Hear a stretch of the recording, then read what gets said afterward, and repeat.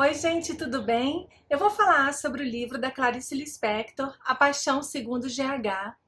A Paixão Segundo GH é um livro que não tem uma história assim contínua sobre fatos que estão acontecendo no mundo, sobre o externo. Ele se passa todo dentro do quarto da empregada, quando a personagem ela entra no quarto para arrumar o quarto, porque a empregada foi demitida.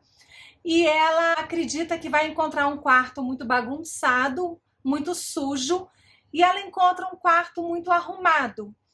E nesse momento que ela está procedendo a essa arrumação, ela se depara com um inseto, que é uma barata. E o desenrolar de todas as páginas desse livro vai ser a parte introspectiva, a parte reflexiva, os pensamentos, reflexões, ideias, construções, emoções, sentimentos, tudo dessa personagem em volta daquele cenário que ela está vivendo naquele momento. E tudo isso traz à tona para nós, leitores, muitas mensagens, e cada um tira as suas mensagens da maneira que entende. O que eu percebi no livro não é o mesmo do que o que outra pessoa que lê percebe, porque ele não tem assim nada concreto e claro para te falar. São apenas momentos e situações de intenso e profundo pensar mesmo, de interiorização humana, que cada um é tocado de uma forma diferente. E isso é muito bacana, porque engraçado que em diversos momentos, em diversos trechos que eu vou ler para vocês, aqueles que mais me chamaram a atenção, eles quiseram realmente me passar uma mensagem muito clara. Não sei se foi muita viagem minha, mas eu tive a impressão que a Clarice Lispector ela constrói frases e orações simplesmente maravilhosas, e ela transmite mensagens que você pode tanto interpretar como sentimentos seus, como até em relação a algumas coisas do mundo, naquele momento que ela vivia, mas que a gente consegue até encaixar nos dias de hoje. Então aqui, por exemplo, na página 17, tá? A autora fala: por te falar, eu te assustarei e te perderei, mas se eu não falar, eu me perderei. E por me perder, eu te perderia também, né? Nessa passagem, para mim, ela quis dizer o seguinte, que para encontrar o outro, você precisa encontrar você mesma primeiro, né? É aquela coisa, uma mente que fica vagando por aí é uma mente perdida e infeliz. Então, o quão importante é o nosso autoconhecimento e a gente se conhecer para a gente poder lidar com o outro também. Primeiro, se conhecer bem para não se perder e lidar com o outro. Aqui também, na página 29, ela fala: como eu não sabia o que era, então não ser era a minha maior aproximação da verdade. Nossa, gente, aqui, assim, parece que eu estava lendo o seguinte, que a gente tem que fazer sentido para nós mesmos, né? O não ser, naquele momento, era a maior aproximação da verdade. Como se a própria falta de amor naquele momento fosse o próprio sofrimento. Aqui na página 33, eu achei linda essa frase, olha: todo momento de falta de sentido é exatamente a assustadora certeza de que ali há o sentido. Como se, na minha interpretação, fosse o seguinte: em todo momento existe um sentido. Pode ser no sofrimento, pode ser na alegria. Página 108, que eu achei fantástica. A verdade tem que estar exatamente no que não poderei jamais compreender. E mais tarde, seria capaz de posteriormente me entender? Não sei. O homem do futuro nos entenderá como somos hoje? Aqui, assim, pensando na psicologia, né? Aliás, muitos trechos desse livro me remeteram à psicologia.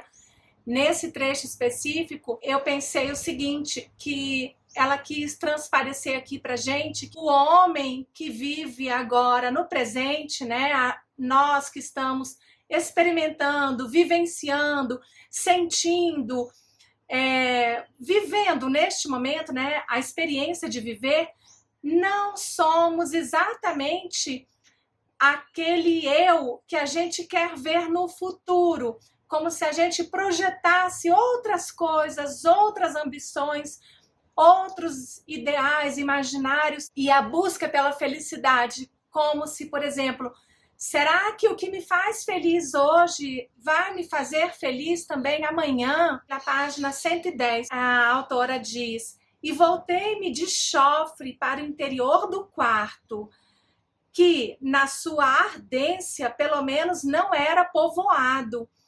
Olha que coisa interessante, o quarto que ela estava não era povoado, né? Só tinha ela ali naquele momento.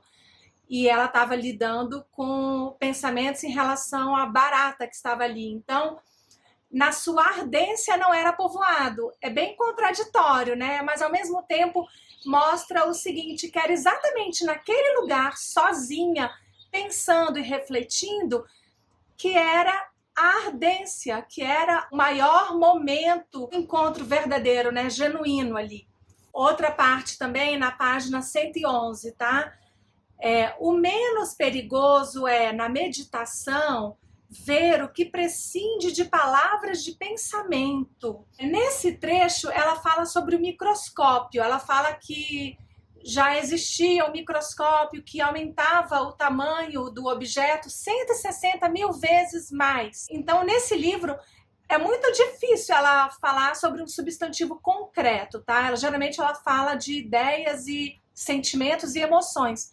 Mas aqui, quando ela fala do microscópio, ela fala o seguinte, que mesmo no microscópio, vendo esse objeto 160 mil vezes maior, não seria uma alucinação.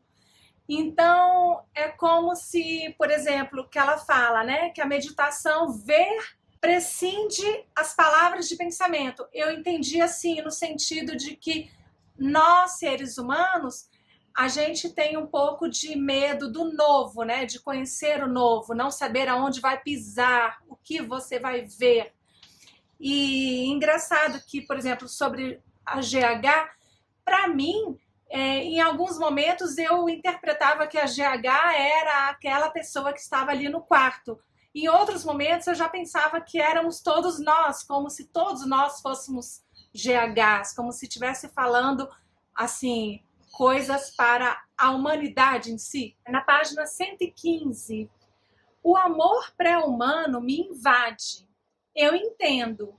A forma de viver é um segredo tão secreto que é o rastejamento silencioso de um segredo. Aqui, para mim, é como se ela estivesse falando assim, que nós não temos que viver no modo automático, né? Seguir caminhos e indo sem pensar, como se tudo tivesse já posto para as pessoas, mas sim procurar fazer algo interessante, algo produtivo, algo melhor. Na página 118, eu marquei esse trecho que me chamou muita atenção também. Ah, será que nós originalmente não éramos humanos e que por necessidade prática nos tornamos humanos? Isso me horroriza como a ti, pois a barata me olhava com sua carapaça descaravelho, com seu corpo rebentado. Nesse momento, a primeira coisa que me veio à mente foi o dualismo de Descartes, que ele falava, né, de duas substâncias que eram separadas, a material e a espiritual, e hoje já se sabe que não, que tanto o corpo como a mente, eles estão interligados, né, é uma coisa só, não se fala em separação, em divisão.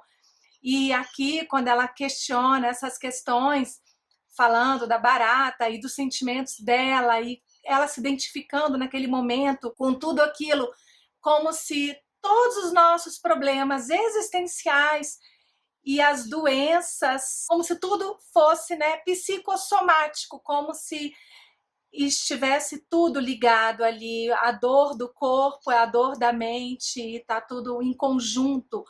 Também na página 120, tá? eu via que o inferno era isso, a aceitação cruel da dor, a solene falta de piedade pelo próprio destino, amar mais o ritual de vida do que a si próprio. Aqui me passou muito aquilo de quando a gente se encontra emocionalmente, quando a gente encontra nosso próprio contorno, nossa própria moldura, quando a gente consegue se conectar, né, assim, na mais profunda intimidade do ser. Na página 121 também, eu anotei essa parte para ler para vocês. Toda a parte mais inatingível de minha alma e que não me pertence é aquela que toca na minha fronteira com o que já não é eu, e a qual me dou. Toda a minha ânsia tem sido esta proximidade inultrapassável e excessivamente próxima. Sou mais aquilo que em mim não é. Gente, aqui eu não sei se foi assim muita viagem minha, mas para mim, nesse trecho, ela está falando do inconsciente. Não o inconsciente no sentido amplo, né, que existe, mas o inconsciente no sentido da psicanálise mesmo. Inclusive no livro passado dela, que eu falei aqui no canal, tem uma personagem que eu falo que para mim é como se ela estivesse assim em associação livre total. Mas aí aqui nesse trecho, por que me veio isso à mente? Quando ela fala, por exemplo, toca na minha fronteira. É como se ela estivesse falando assim, de todas as angústias e dores que ela não quer ver. E aquele outro estranho que habita dentro de mim, aquele outro ser que eu não conheço, né? Porque ela fala com que já não é eu e a qual me dou. Então, assim, isso para mim me tocou de uma forma muito forte, essas questões que eu estou trazendo aqui. Página 124, onde, reduzidos a pequenos chacais, nós nos comemos em risos de dor e livres. O mistério do destino humano é que somos fatais, mas temos a liberdade de cumprir ou não o nosso fatal. Nossa, que loucura isso, mas esse trecho do livro me fez lembrar de rede social. Claro que naquela época nem se falava disso, nem existia, e o livro foi escrito em 1964, mas quando ela fala assim, que reduzidos a pequenos chacais, eu não sabia o que era chacal, tá? Eu fui olhar no dicionário e são animais, é um animal que muito parecido com um cão, com um lobo, animais que uivam e para se comunicar, eles uivam. E aqui ela fala, nos comemos em risos de dor. Ou seja, eu pensei muito assim, que todos nós estamos conectados em rede social e isso daí mostra, a rede social mostra risos, mostra alegria, mostra coisas bonitas, mostra coisas boas, mas por outro lado também tem as dores. Hoje se fala muito, né, no cancelamento, tem as dores de ser cancelado, tem essa questão de estereótipos que são colocados, aqueles padrões de beleza, pessoas que querem às vezes se comparar com outras, e enfim, traz risos e traz dores, e essa questão dos chacais de comunicação me fez pensar nisso. Página 130, tem uma outra parte também que eu marquei. Provação significa que a vida está me provando, mas provação significa que eu também estou provando. E provar pode se transformar numa sede cada vez mais insaciável. Eu interpretei assim no sentido de que nós, seres humanos, a gente quer muitas vezes impor para os outros as nossas crenças, as nossas visões de mundo, os nossos, né, as nossas interpretações e, enfim, é muito importante compreender as pessoas e não apenas colocar a nossa opinião. Na página 132, ela fala, pois preciso saber exatamente isto. Estou sentindo o que estou sentindo? Ou estou sentindo o que eu queria sentir? Ou estou sentindo o que precisaria sentir? Aqui eu tive a impressão assim, da busca pela completude, tá? Como se as pessoas estivessem angustiadas e sofrendo e tivesse sempre uma busca por um ideal, por algo que a pessoa entende como sendo aquilo que ela precisa alcançar. Na página 134, eu tinha a capacidade da pergunta, mas não a de ouvir a resposta. É aquilo que tanto se sabe hoje, né? As pessoas estão mais preocupadas em falar e não têm tanta paciência para ouvir, o que é muito importante. Na página 142, manifestar o inexpressivo é criar. No fundo, somos tão felizes, pois não há uma forma única de entrar em contato com a vida. Há, inclusive, as formas negativas, inclusive as dolorosas, inclusive as quase impossíveis. Eu pensei assim sobre a nossa posição na vida, né? Que depende muito das nossas escolhas. Claro que as condições de vida são muito, né, influenciam bastante, mas elas não são determinantes. Isso me chamou a atenção nesse ponto. E na página 181 também foi a última marcação que eu fiz para ler. O mundo independia de mim. Esta era a confiança a que eu tinha chegado. O mundo independia de mim. E não estou entendendo o que estou dizendo. Nunca. A vida se-me-é. Eu achei simplesmente magnífico isso. Muitas vezes, né, o universo mostra pra gente que a gente não pode ficar esperando o que as pessoas vão fazer e esperando que as pessoas façam alguma coisa por nós, né? Como é importante a gente se conscientizar disso e ver como a Clarice fala aqui, né? O mundo independia dela naquele momento, da personagem ali. E às vezes tudo se mistura muito de uma forma que você fica até na dúvida se quem está falando é a própria Clarice ou é a personagem, né, que está no quarto fazendo aquela limpeza. E esse livro, assim, nossa, só por essas reflexões que eu trouxe aqui, que foram questões que me marcaram, você pode perceber como é rico esse livro, né, de ideias, e não tem como ler e não se sentir absorvido por tudo que ela está trazendo aqui. Acho que é isso, acho que a gente se sente literalmente absorvido pelas ideias e isso tudo na nossa cabeça se transforma em reflexões nossas, né? Então é um livro maravilhoso, eu gostei muito dessa leitura. E em alguns momentos eu fiquei muito perdida, mas eu acho que isso faz parte, porque naquele contexto todo você se encontra em algum momento. Assim, se você não entende por completo tudo que está falando naquelas páginas, um ou outro parágrafo vai saltar aos seus olhos e vai trazer uma, né, ou uma lição de vida, ou uma mensagem, ou uma reflexão, comparações.